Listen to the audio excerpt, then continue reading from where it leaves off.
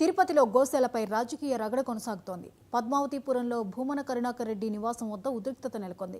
భూమన ఇంటి దగ్గర భారీగా మోహరించారు పోలీసులు. టీటీడీ గోశాలకు వెళ్లకుండా భూమన్ అడ్డుకున్నారు పోలీసులు. దీంతో రోడ్డుపై పడుకుని నిరసన తెలుపుతున్నారు భూమన వైసీపీ నేతలు.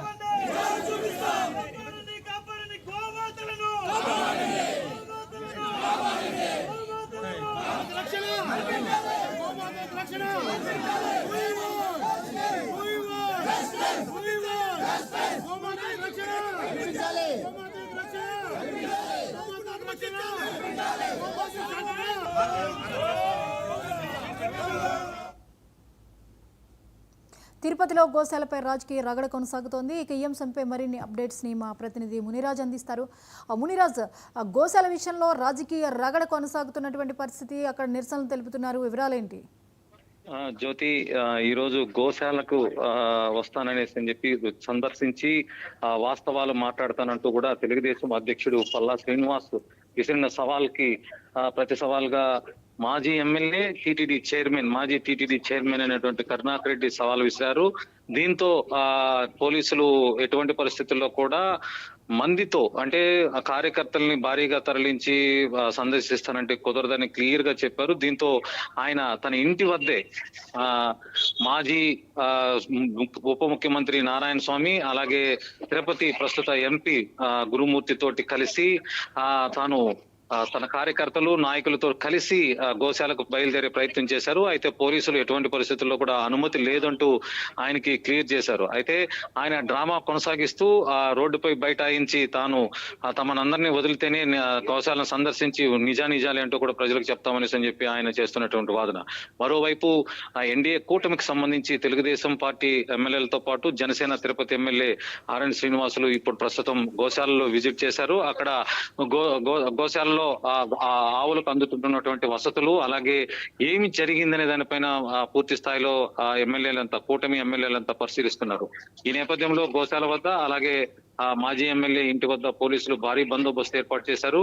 ఎటువంటి అవాంఛనీయ సంఘటనలు జరగకుండా ముందస్తు జాగ్రత్తలు తీసుకున్నారు. కానీ పూర్తిగా తెలుగుదేశం కరుణాకర్ రెడ్డి ఆరోపణలు చేస్తున్నట్టు 100 ఆవులు గత 3 నెలల్లో చనిపోలేదనేసి అని చెప్పి జనసేన, టీడీపీ, బీజేపీ నాయకులు పదే పదే చెప్తున్నారు. అలాగే టీటీడీ ఈవో శ్యామలరావు కూడా తన ప్రెస్ మీట్ పెట్టి గత 3 నెలల్లో 43 ఆవులు మాత్రమే చనిపోయాయి, ఎక్కడో చనిపోయినటువంటి ఆవుల యొక్క ఫోటోలను మార్పింగ్ చేసి మాజీ ఎమ్మెల్యే అసత్య ఆరోపణలు చేస్తున్నారని చెప్పి స్పష్టంగా ఎన్డీఏ కూటమి ఎమ్మెల్యేలు కానీ, అలాగే టీటీడీ ఈవో స్పష్టం చేశారు.